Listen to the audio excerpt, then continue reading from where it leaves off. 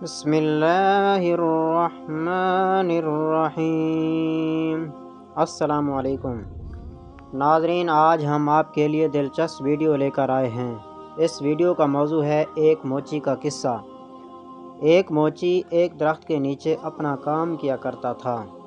پھٹے پرانے بیگ سیتا تھا اور جوتے مرمت کرتا تھا، اور اسے جا کر کہیں اتنے پیسے ملتے کہ وہ اپنے اور اپنے بچوں کا پیٹ پال لیتا تھا۔ موچی بہت غریب تھا، لیکن دل کا بہت سخی تھا۔ صبح اپنے ساتھ ایک خشک روٹی لے کر آتا تھا اور دوپہر کو پانی میں بھگو کر کھا لیتا تھا۔ روٹی کا ایک ٹکڑا بچا کر اس کے چھوٹے چھوٹے ٹکڑے کر کے چڑیوں کو ڈالتا تھا اور اللہ کا شکر ادا کرتا تھا۔ وہ خود کھانا کھا کر چڑیوں کو کھانا کھلا کر درخت کے نیچے تھوڑی دیر آرام کرتا اور نماز پڑھ کے پھر اپنا کام شروع کر دیتا تھا۔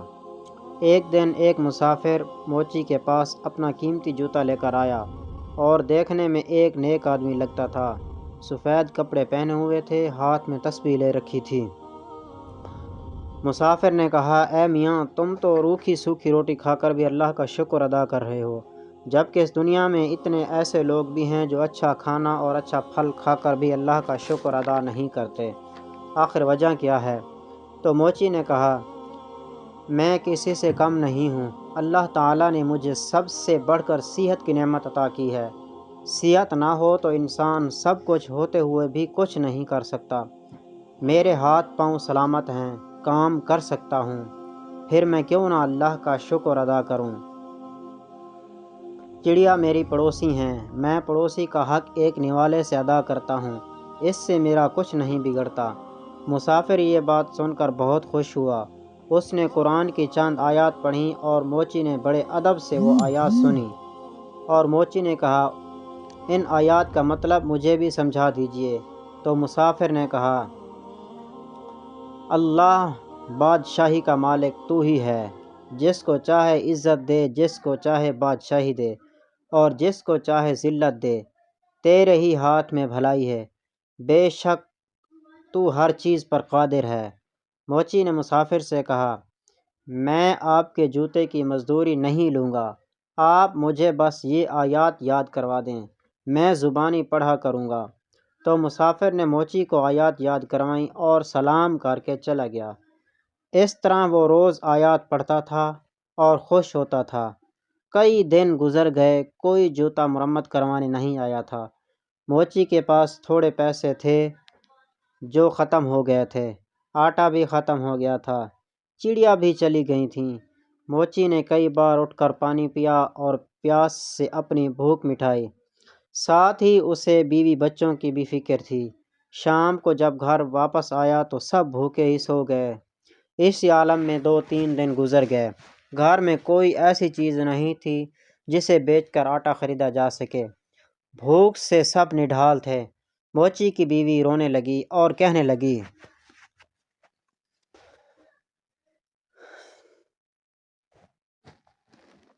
یہ معصوم بچے مر جائیں گے، بچوں کا کیا قصور ہے؟ سامنے والے گھر میں جاؤ، ان کے ہاں دعوت ہے، دیگیں پک رہی ہیں، ان سے کھانا یا پیسے مانگ کر لاؤ تاکہ ان سے بچوں کا کچھ پیٹ بھر سکیں۔ موچی اداس بیٹھا ہوا تھا اور کہنے لگا، سامنے والا پڑوسی بڑا گھمنڈی، بہت مغرور ہے، میں کسی کا احسان نہیں لینا چاہتا، مگر بچوں کی حالت دیکھی نہیں جا رہی، مجھے اس سے امید نہیں ہے، مگر تم کہتی ہو تو چلا جاتا ہوں، شاید اللہ اس کے دل میں رحم ڈال دے۔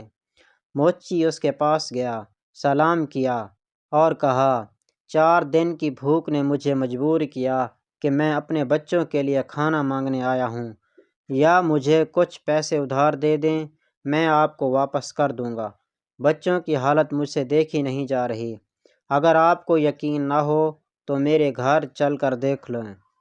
پڑوسی کہنے لگا، بڑا چلاک ہے تو، سامنے دیگیں دیکھیں تو سوچا کھانے کے مزے اڑاؤں، جا بھاگ جا، میں نہیں دوں گا۔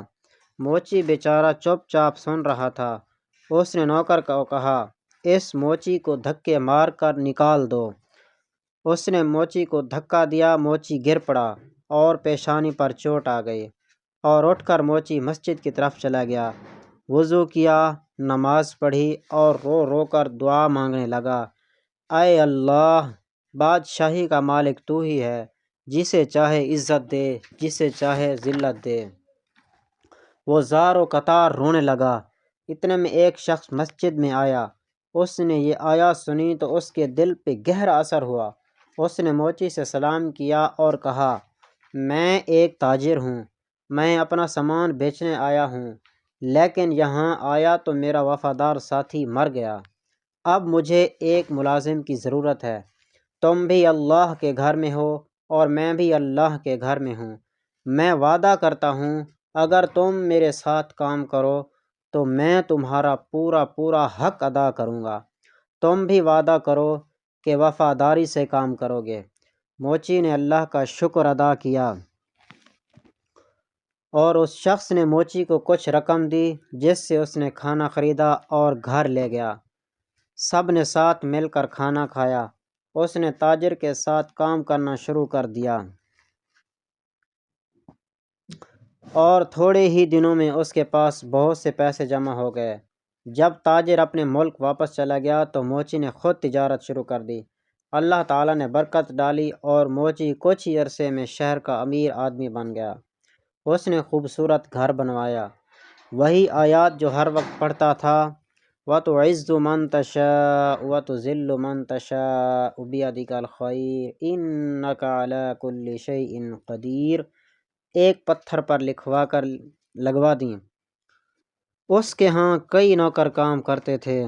وہ درخت پر رہنے والی چڑیوں کو بھی نہیں بھولا تھا۔ وہ ان کو بھی روزانہ ڈھیر سارا دانہ ڈالتا تھا۔ موچی غریبوں کی بہت مدد کیا کرتا تھا۔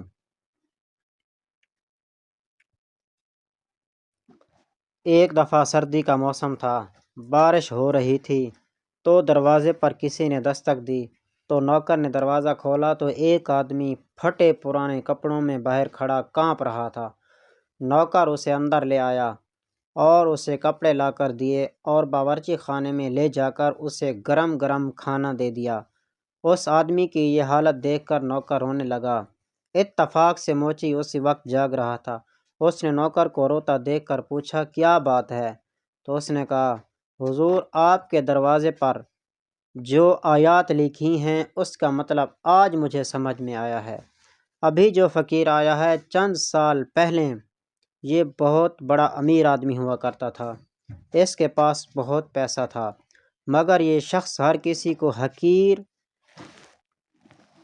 جان کر اسے بڑا ذلیل کیا کرتا تھا، کسی کو صدقہ خیرات تک نہیں دیتا تھا، اور آج اللہ تعالیٰ نے خود اسے فقیر بنا کر یہاں بھیجا ہے۔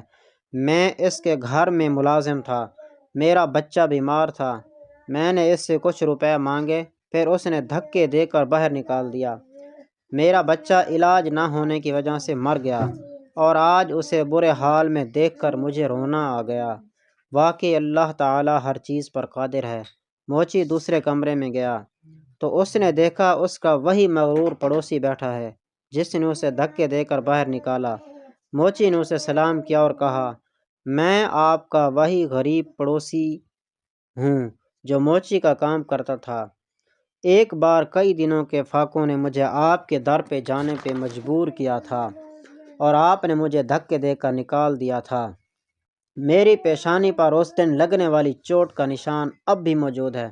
پڑوسی نے موچی کو پہچان لیا اور روتے روتے کہنے لگا، اللہ تعالیٰ نے مجھے سزا دی ہے، میرا سارا کاروبار تباہ ہو گیا، بیوی مر گئی اور بچے آوارہ ہو گئے، میں خود بیمار ہو گیا ہوں، گھر بھی بک گیا ہے، اب نہ سر چھپانے کو جگہ ہے اور نہ ہی کوئی آسرا۔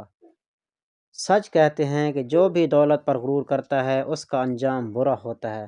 واقعی اللہ تعالیٰ جسے چاہے عزت دیتا ہے اور جسے چاہے ذلت دیتا ہے۔